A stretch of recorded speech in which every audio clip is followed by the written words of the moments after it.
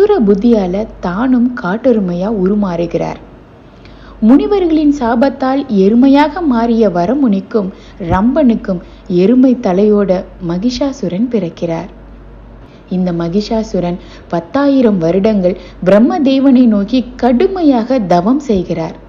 தனக்கு தேவர்கள், அசுரர்கள், மானிடர்களால் மரணம் ஏற்படக்கூடாது, ஒரு கன்னி பெண்ணால் தான் மரணம் ஏற்படணும் அப்படிங்கிற வரம் கேட்கிறார்.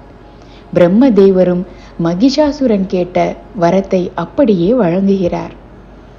மகிஷாசுரனை பொறுத்த வரைக்கும் ஒரு பெண்ணால என்ன செய்திட முடியும்? தனக்கு எப்போதுமே மரணம் இல்லை அப்படிங்கிற ஒரு நினைப்போட வாழ்கிறார். வரம் வாங்கிட்டு சும்மா இருப்பாரா இந்த மகிஷாசுரன்? மது கைடவர், தூம்ரலோச்சனன், சண்டமுண்டன், சும்பன், நிசம்பன், ரத்த பீஜன்னு மொத்த அசுர கூட்டத்தோட சேர்ந்துக்கிட்டு உலகத்தையும் ஆட்டி